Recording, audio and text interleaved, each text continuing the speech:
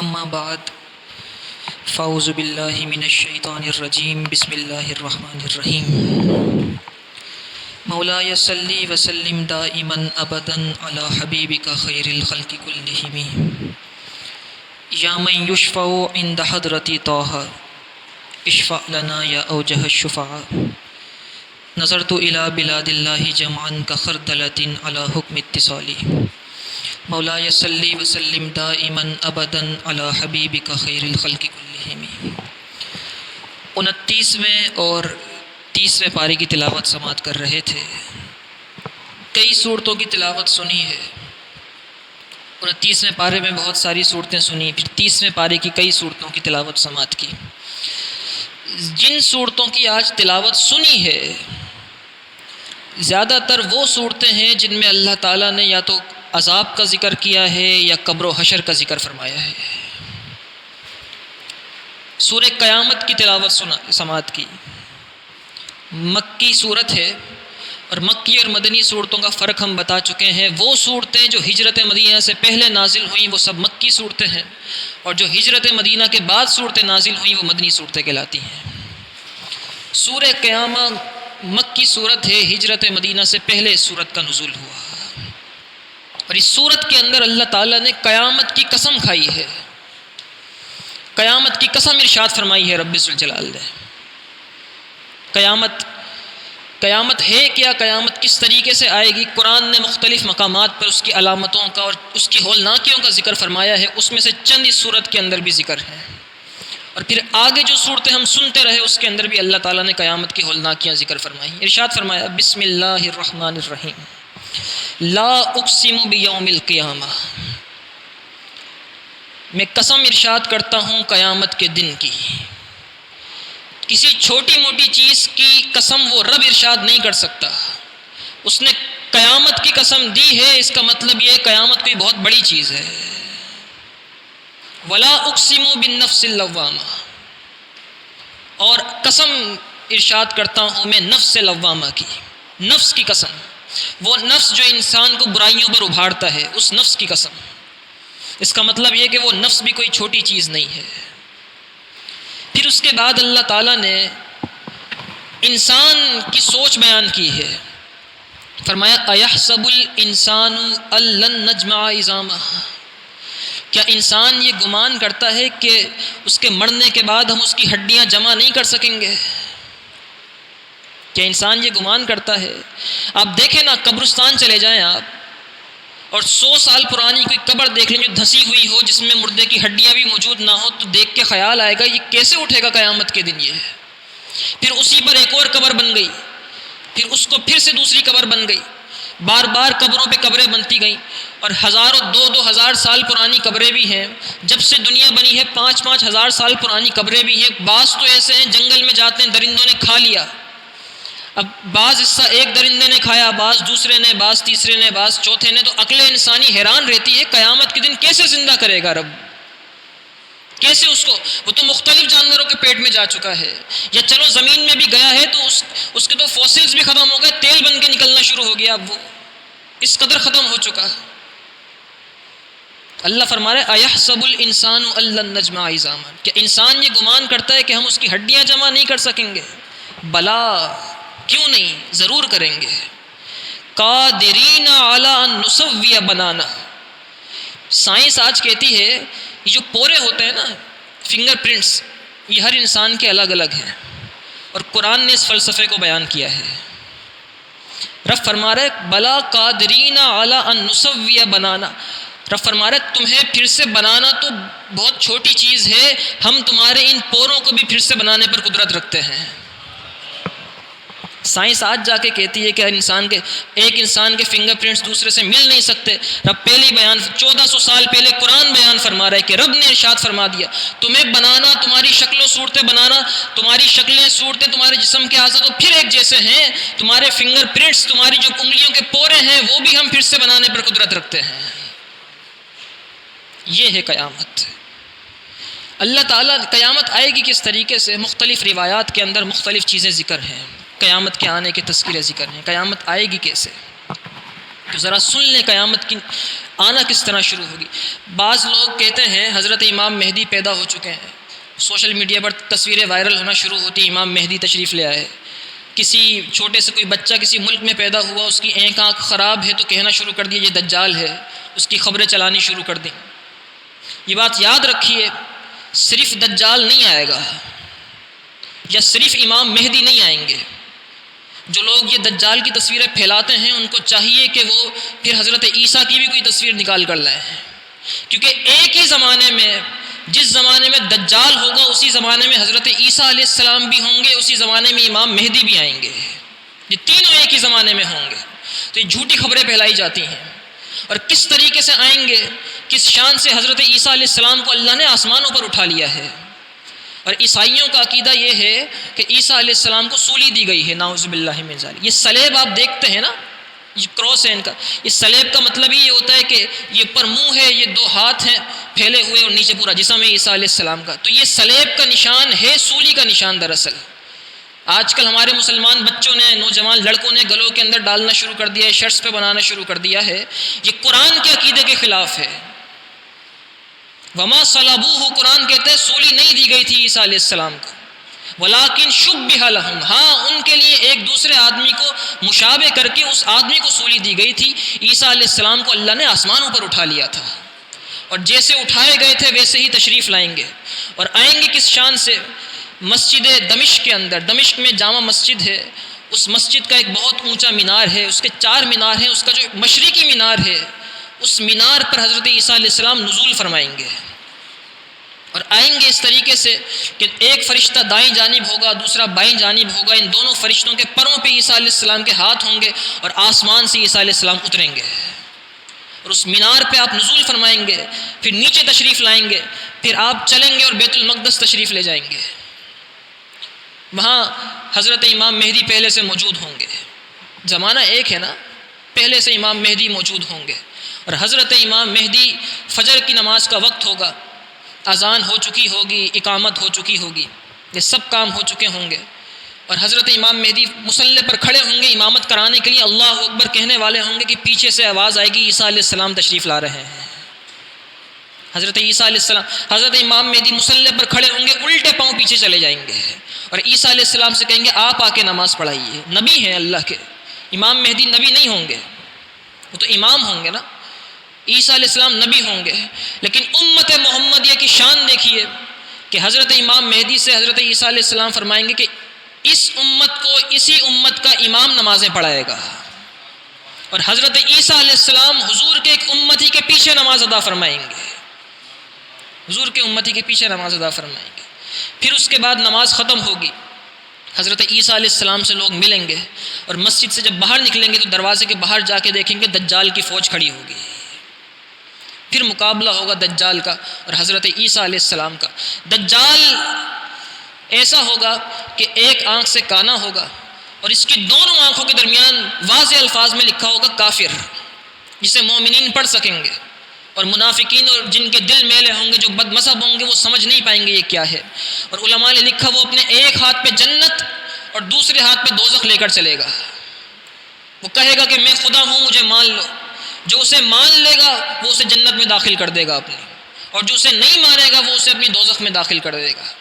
لیکن حقیقت اس کے الٹ ہوگی، جو اس کی جنت ہوگی در حقیقت وہ جہنم ہوگی، وہ آنکھوں کا دھوکہ ہوگا، وہ آنکھوں کا دھوکہ دے گا لوگوں کو، اور بہت سارے لوگ اس کے دامے فریب میں آ جائیں گے، پوری دنیا میں گھومے گا لیکن مکے اور مدینے میں داخل نہیں ہو سکے گا، ان 2 مقدس شہروں میں داخل نہیں ہو سکے گا۔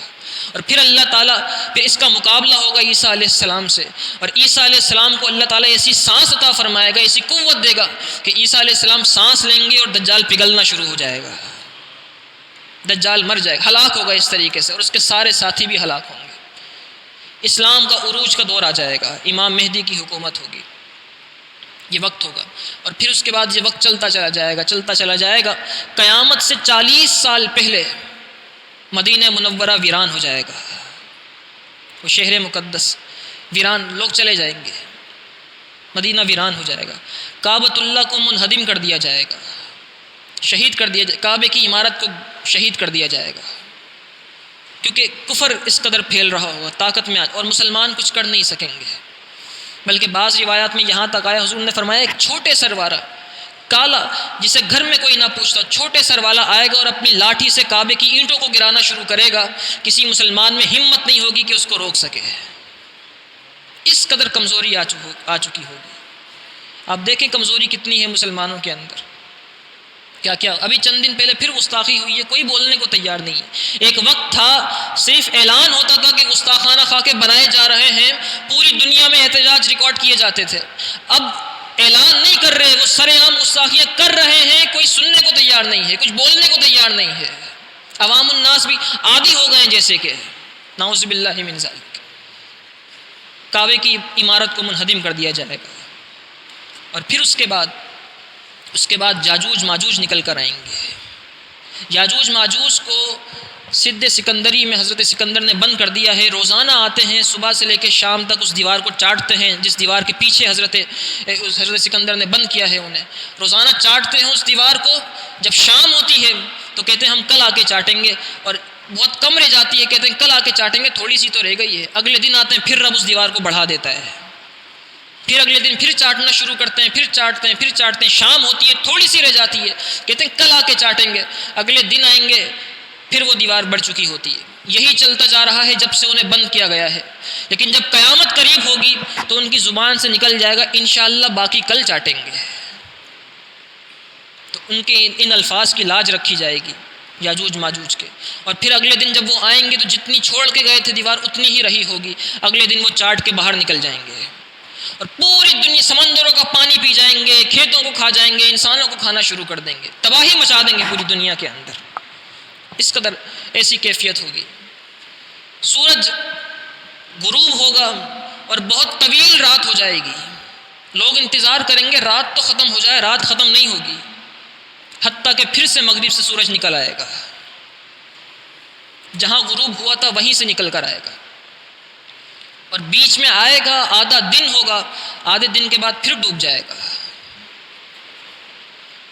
قرآن مجید فرقان حمید ہمارے گھروں پر ہے، آج ہم پڑھتے نہیں ہیں۔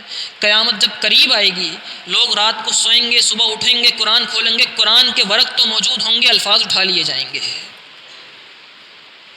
صرف لکیریں موجود ہوں گی قرآن کے الفاظ، حتیٰ کہ حفاظ کے سینوں سے قرآن نکال لیا جائے گا، حافظوں کے سینے خالی کر دیے، علماء کے سینوں سے علم اٹھا لیا جائے گا، خالی ہو جائے گا، سارا علم اٹھ جائے گا۔ پھر پوری دنیا میں ایک دھواں آئے گا، دخان، جس پر پوری قرآن کی صورت ہے، پوری قرآن کی صورت ہے 25ویں پارے کے اندر سورہ دخان۔ پوری دنیا کے اندر دھواں پھیل جائے گا، اور 40 دن تک وہ دھواں رہے گا، 40 دن تک وہ دھواں رہے گا، کوئی کسی کو دیکھ نہیں پائے گا۔ جب وہ دھواں چھٹے گا پھر اس کے بعد ایک ٹھنڈی ہوا چلے گی، جب وہ ٹھنڈی ہوا چلے گی سب لوگوں پر گزرتی ہوئی جائے گی، مومنوں کی بغلوں کے نیچے سے گزر کے جائے گی، اور جو ایمان والے ہوں گے اس ٹھنڈی ہوا سے انتقال کر جائیں گے، جتنے مومنین ہوں گے سب کا انتقال ہو جائے گا، سب چلے جائیں گے دنیا سے، اب صرف دنیا میں نرے کافر رہ جائیں گے۔ اور حقیقی قیامت جو ہے، یہ تو علامتیں تھیں نا سب، حقیقی قیامت جو تھی ہوگی وہ صرف کافروں پہ برپا کی جائے گی۔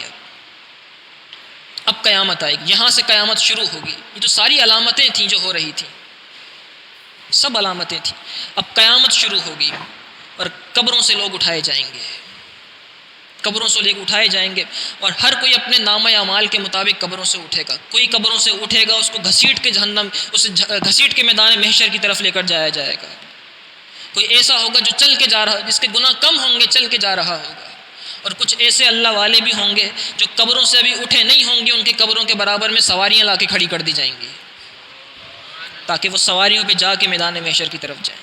اور میدان محشر کہاں ہوگا اس کے بارے میں مختلف روایات ہیں، بعض علماء نے لکھا ہے کہ ملک شام میں میدان محشر برپا کیا جائے گا، ملک شام میں میدان محشر برپا کیا جائے گا۔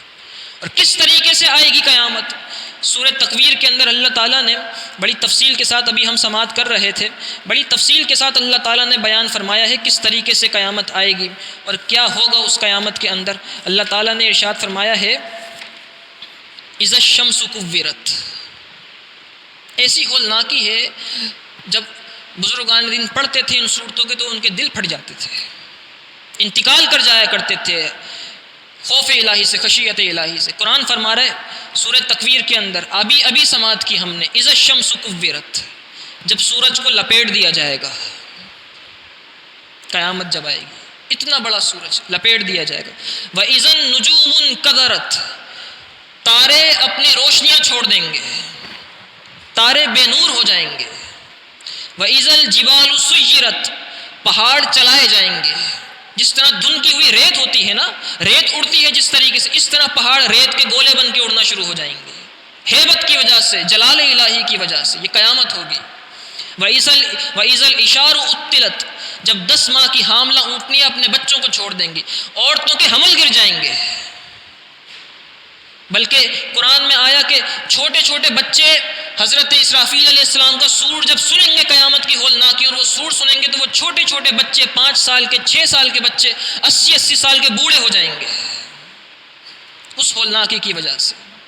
وَإِذَا الْوُحُوشُ حُشِرَتْ، جب وحشی جانوروں کو جمع کر دیا جائے گا۔ وَإِذَا الْبِحَارُ سُجِّرَتْ، سمندر سکھا دیے جائیں گے۔ وَإِذَا النُّفُوسُ زُوِّجَتْ، اور روحیں اپنی جانوں کے ساتھ ملا دی جائیں گی، روحیں نکل چکی ہوں گی نا، پھر اپنی جانوں سے ملا دی جائیں گی۔ اور پھر اس کے بعد رب فرما رہا ہے وَإِذَا الْمَوْءُودَةُ سُئِلَتْ، وہ بچیاں جو زندہ زمین میں گاڑی گئی تھیں، ظلم کے ساتھ دبائی گئی تھیں، ان بچیوں کو اٹھایا جائے گا اور ان سے پوچھا جائے گا، کیا پوچھا جائے گا؟ بِأَيِّ ذَنبٍ قُتِلَتْ، تجھے کس گناہ کی وجہ سے دبایا گیا تھا، تیرا کیا قصور تھا؟ وہ کہیں گی کوئی قصور نہیں تھا۔ دبانے والوں کو بلا لیا جائے گا، دبانے والوں کو بلایا جائے گا، قیامت ہوگی نا۔ اور پھر کچھ لوگ ایسے ہوں گے جو سر کے بل چلتے ہوئے میدان محشر کی طرف جا رہے ہوں گے۔ میدان محشر برپا ہوگا، حشر کا میدان لگے گا، اور پھر اس کے اندر سوا نیزے پر پھر سورج ہوگا، پھر وہ سارے معاملات ہوں گے جو ہم سنتے رہتے ہیں۔ اور ابھی کچھ دیر پہلے ہم سن رہے تھے، یہاں تو دوستیاں ہیں اور دوستیوں کی خاطر ہم نہ جانے کیا کیا کر دیتے ہیں۔ بہت سارے لڑکے نوجوان کرکٹ کھیل رہے ہوں گے، تراویح نہیں پڑھ رہے، آخری عشرہ چل رہا ہے، دوستوں کی وجہ سے نمازیں چھوڑ دیتے ہیں۔ قرآن فرماتا ہے یوم یفر المرء من اخیہ، وہ دن ایسا ہوگا کہ مرد اپنے بھائی سے دور بھاگے گا۔ یوم یفر المرء، فر یفر فرارا، فرار ہوگا، بھاگے گا۔ قرآن کہہ رہا ہے یوم یفر المرء من اخیہ وامہ وابیہ، باپ اور ماں سے بھی زیادہ کسی کی محبت ہو سکتی ہے۔ قرآن کہہ رہے ہیں ماں باپ اپنی اولادوں سے دور بھاگیں گے کہ کہیں یہ میری اولادیں میرے پاس آ کے کوئی نیکی نہ مانگ لیں مجھ سے، کہیں یہ نہ کر دیں بابا کوئی نیکی دے دو، بہت بری حالت ہے۔ وصاحبتہ وبنیہ، مرد کی بیوی اس سے دور بھاگے گی، اس کے بیٹے اس سے دور بھاگیں گے۔ یہ حالت ہوگی، یہ کیفیت، ہلچل مچی ہوگی میدان محشر کے اندر۔ اور اس ہلچل کے اندر جب کئی سال گزر جائیں گے، وہاں کا تو ایک دن 50,000 سال کے برابر ہوگا۔ جب کئی دن گزر جائیں گے، اس کے بعد لوگوں کو خیال آئے گا کہ چلو آدم علیہ السلام کے پاس چلتے ہیں، وہ تو خلیفۃ اللہ ہیں، سب سے پہلے نبی ہیں، اللہ نے سب سے پہلے انہیں زمین پہ اتارا تھا، ان کے پاس چلتے ہیں، ان سے جا کے سفارش کراتے ہیں۔ لوگ جائیں گے آدم علیہ السلام کے پاس، جا کے کہیں گے آدم علیہ السلام بہت دیر ہو چکی، بہت دیر ہو چکی ہے، کچھ کیجیے، رب کی بارگاہ میں عرض کیجیے، عرض یہ کر دیجیے کہ نامہ اعمال ہمارا حساب کتاب شروع کیا جائے، کم از کم حساب کتاب شروع نہیں ہو رہا ہوگا، کہیں گے حساب کتاب شروع کرا دیں کم از کم جا کے۔ آپ فرمائیں گے آج کے دن تو کسی اور کے پاس چلے جاؤ، اذهبوا الی غیری، میرے علاوہ کسی اور کے پاس چلے جاؤ۔ اس رب کا جلال آج بہت ہے، سب ملیں گے۔ پھر حضرت نوح علیہ السلام کے پاس آئیں گے، شعیب علیہ السلام کے پاس آئیں گے، زکریا علیہ السلام کے پاس آئیں گے، داؤد علیہ السلام کے پاس آئیں گے، سلیمان علیہ السلام کے پاس آئیں گے، لوط علیہ السلام کے پاس آئیں گے۔ جتنے نبی ہیں کم و بیش 1,24,000 پیغمبر، ان سب کے پاس ایک ایک کر کے جائیں گے، سب کے سب یہی کہیں گے اذهبوا الی غیری، کسی اور کے پاس چلے جاؤ۔ امام اہل سنت نے فرمایا ہے نا، آپ نے لکھا ہے سب نے صف محشر میں للکار دیا ہم کو، اے بے کسوں کے آقا اب تیری دہائی ہے۔ پھر جب سب ختم ہو جائیں گے، حضرت ابراہیم علیہ السلام، اسماعیل علیہ السلام کے پاس جائیں گے، عیسیٰ علیہ السلام کے پاس جائیں گے، پھر عیسیٰ علیہ السلام کے بعد پھر نبی نہیں، پھر نبی پاک صلی اللہ علیہ وسلم ہوں گے۔ لوگ حضور کے پاس آئیں گے، عرض کریں گے یا رسول اللہ کرم کیجیے، کرم کیجیے، حساب کتاب شروع کرا دیجیے۔ رسول اللہ صلی اللہ علیہ وسلم فرمائیں گے انا لہا، آج کے دن میں ہی تو ہوں تم سب کے لیے، آج کے دن میں ہی تو ہوں تم سب کے لیے۔ پھر حساب شروع ہوگا، اور پھر حضور نبی پاک صلی اللہ علیہ وسلم، پھر اس کے بعد جب حساب شروع ہوگا تو نبی پاک صلی اللہ علیہ وسلم رب کی بارگاہ میں سجدہ کریں گے، اور اتنا طویل سجدہ کریں گے حضور رب کی بارگاہ میں کہ رب فرمائے گا اے حبیب اپنے سر کو اٹھا لو، مانگو کیا مانگتے ہو، جو کہو گے آج دیا جائے گا۔ حضور اپنی امتیوں کے گناہ گار امتیوں کی بخشش مانگیں گے، عرض کریں گے یا رسول اللہ، عرض کریں گے یا اللہ ان کو جنت میں داخل فرما دے، اور پھر حضور ایک ایک کو اپنے ساتھ لے کے جنت میں داخل فرمائیں گے۔ کسی کے مرتبے بڑھا رہے ہوں گے، کسی کو جنت میں پہنچا رہے ہوں گے، کسی کو وہاں پانی پلا رہے ہوں گے حوض کوثر سے، کسی کو پل صراط پار کرا رہے ہوں گے۔ فقط اتنا سبب ہے ان عقاد بزم محشر کا کہ ان کی شان محبوبی دکھائی جانے والی ہے، یہ دکھائی جائے گی کہ میرا محبوب ہے کیسا، حضور کی محبوبیت دکھائی جائے گی، اور رب یہ دکھائے گا کہ دیکھو آج کے دن صرف رسول اللہ ہے، اور پھر حضور اپنے امتیوں کے لیے کبھی حوض کوثر پہ پانی ہوگا، کبھی پل صراط پار کرا، کوئی جہنم میں گر رہا ہوگا اسے کھینچ کے نکالیں گے حضور، یہاں تک لکھا ہو کھینچ کے حضور نکالیں گے جنت میں داخل کرنے کے لیے۔ کچھ جنت میں جا چکے ہوں گے، عرض کریں گے یا رسول اللہ اور درجات بلند کیجئے، حضور اور درجات بلند کر دیں گے۔ کوئی جنت میں ہوگا کہے گا یا رسول اللہ گھر آپ سے دور ہے، قریب کر دیجئے، حضور اپنے گھر کے برابر میں محل عطا فرما دیں گے۔ اس طریقے سے منظر ہوگا۔ اللہ تعالی ہمیں ان لوگوں میں شامل فرمائے، قرآن سیکھنے کی اور سمجھنے کی توفیق عطا فرمائے۔ اور پھر یہ جو آیات ہیں اللہ تعالیٰ، لوگ پوچھتے ہیں نا، آج تو غالباً شاید کل ختم ہے، پرسوں ختم ہے، لوگ پوچھتے ہیں توبہ کرنا چاہتے ہیں ہو نہیں پاتی، اتنا قرآن پڑھ لیا، اتنا سمجھ لیا، اتنے درس سنے آپ نے پہلے دن سے لے کے اب تک، لوگ پوچھتے ہیں کہ اثر نہیں ہوتا، توبہ کرنا چاہتے ہیں کچھ دیر کے لیے اثر ہوتا ہے پھر ختم ہو جاتا ہے، کیا کریں؟ تو حضرت ابراہیم بن ادھم نے اثر پیدا کرنے کا وظیفہ بتایا ہے۔ آپ کے پاس آپ کا ایک مرید آیا، اور آپ کا مرید آ کے کہتا ہے آپ سے کہ ابراہیم بن ادھم توبہ کرنا چاہتا ہوں ہو نہیں پاتی، قائم نہیں رہ پاتا، کوئی وظیفہ بتائیں، کوئی طریقہ بتائیں۔ تو آپ نے فرمایا 5 طریقے ہیں توبہ کرنے کے، ایک بتا دیتا ہوں اس میں سے۔ کہا بتائیے؟ آپ نے فرمایا طریقہ یہ ہے کہ جب گناہ کرنے کا دل چاہے تو گناہ کر لینا، جب گناہ کرنے کا دل چاہے تو گناہ کر لینا، لیکن یہ بات یاد رکھو کہ پھر اس کا رزق مت کھانا، اس کا رزق مت کھانا۔ اس نے کہا فمن این آکل، پھر کہاں سے کھاؤں گا، سب کچھ تو اسی کا ہے۔ تو آپ نے فرمایا کہ کم از کم اتنی غیرت تو ہونی چاہیے، جس کا کھا رہا ہے اس پر غرہ تو نہیں، کم از کم اتنی غیرت تو ہونی چاہیے۔ اس نے کہا کہ نہیں اثر نہیں ہوا۔ دوسری بات بتائیے؟ اس نے کہا پھر ایک کام کرو، گناہ کرنے کا دل چاہے تو گناہ کر لینا، لیکن اس کے ملک میں مت رہنا، اس کی سلطنت سے نکل جانا، اس کی سلطنت سے نکل کے گناہ کرنا۔ پھر کہاں جاؤں گا؟ وہ تو رب السماوات والارض، نہ آسمانوں کا مالک ہے، زمینوں کا مالک ہے، نہ یہاں جگہ ملے نہ وہاں جگہ ملے، کہاں جا کے گناہ کروں؟ تو آپ نے فرمایا جس کے گھر میں رہ رہا ہے کم از کم اس کی تو فرما برداری کر لے، جس نے جگہ دی ہے رہنے کی، اتنا تو انسان کو مروت والا ہونا چاہیے۔ فرمایا کہ پھر گناہ مت کرنا۔ اس نے کہا کوئی اور طریقہ بتائیے، کوئی اور طریقہ بتائیے۔ آپ نے فرمایا پھر ایک کام کرو، گناہ کرنے کا دل چاہے گناہ کرنا، لیکن ایسی جگہ جا کے کرنا جہاں وہ دیکھ نہ رہا، جہاں وہ کہنے لگا پھر کہاں جاؤں، وہ تو ہر جگہ دیکھتا ہے، کوئی چیز اس سے پوشیدہ نہیں ہے، وہ تو دلوں کے حالات جان لیتا ہے۔ آپ نے فرمایا پھر ایک کام کرنا، جس نے پیدا کیا ہے اس سے چھپ نہیں سکتا جب، تو اس کا گناہ کیوں کرتا ہے؟ اس نے کہا اور کوئی طریقہ بتائیے، اور کوئی طریقہ بتائیے۔ یہ 3 کافی نہیں۔ آپ نے فرمایا پھر ایک کام کرو، پوری زندگی گناہ کرتے رہو، پوری زندگی گناہ کرتے رہنا، لیکن جب موت کا وقت قریب آ جائے اور ملک الموت آ جائے، اسرائیل آ جائیں جب روح قبض کرنے کے لیے، تو حضرت اسرائیل سے ایک دفعہ کہہ دینا کہ اے اسرائیل ایک لمحے کی مہلت دو، ذرا توبہ کر لو۔ اگر مہلت مل جائے توبہ کر لینا، پوری زندگی گناہ کرتے رہو۔ کہنے لگا کہ وہ تو جب لمحہ آتا ہے نہ ایک لمحہ تاخیر کرتے ہیں نہ لمحہ دیر سے آتے ہیں، وہ تو جس وقت پر آتے ہیں اسی وقت روح قبض کر کے چلے جاتے ہیں۔ آپ نے فرمایا جس کے بنائے ہوئے فرشتے سے ایک لمحے کی تاخیر نہیں لے سکتا، تو ایک لمحے کی مہلت نہیں لے سکتا، تو اس کے رب کا گناہ کیوں کرتا ہے؟ کہنے لگا اور کچھ بتائیے۔ نہ رزق کی بات سمجھ میں آئی، نہ ملک کی بات سمجھ میں آئی، نہ چھپنے کی بات سمجھ میں آئی، نہ اسرائیل علیہ السلام کی بات سمجھ میں آئی، اور کچھ بتائیے۔ آپ نے فرمایا آخری بات ہے، سمجھ میں آ جائے تو بہت ہے۔ آپ نے فرمایا گناہ کرنے کا دل چاہے تو گناہ کرتے رہنا، پوری زندگی گناہ کرنا، اسرائیل آ جائے روح قبض کر کے لے جائے توبہ نہ کرو، گناہ کرتے رہنا، ایمان ہونا چاہیے بس۔ لیکن ایک کام کرنا، جب میدان محشر ہو، حشر کا میدان لگے جب، اور فرشتے تمہیں گھسیٹ کے بیڑیوں میں ڈال کے جہنم کی طرف لے کر جا رہے ہوں، تو فرشتوں سے اتنا کہہ دینا کہ مجھے اس رب کی بارگاہ میں جا کے ایک بار معافی مانگنے دو۔ کہتا ہے کہ اس رب کے حکم سے تو لے کے جا رہے ہوں گے، سب نام اعمال اس پر پیش ہو چکے ہوں گے، اسے بیان کیے جا چکے ہوں گے، وہ سب نام اعمال جانتا ہوگا، تبھی تو جہنم میں ڈالیں گے، اسی کے پاس پھر جاؤں۔ تو حضرت ابراہیم بن ادم فرماتے ہیں کہ جب یہاں کچھ نہیں کر سکتا، وہاں تیری نہیں چل سکتی، تو گناہ کیوں کرتا ہے؟ جب تیری کہیں نہیں چلتی تو پھر تو اپنی کیوں چلاتا ہے؟ اسی کے چلنے پر چلنا شروع کر دینا۔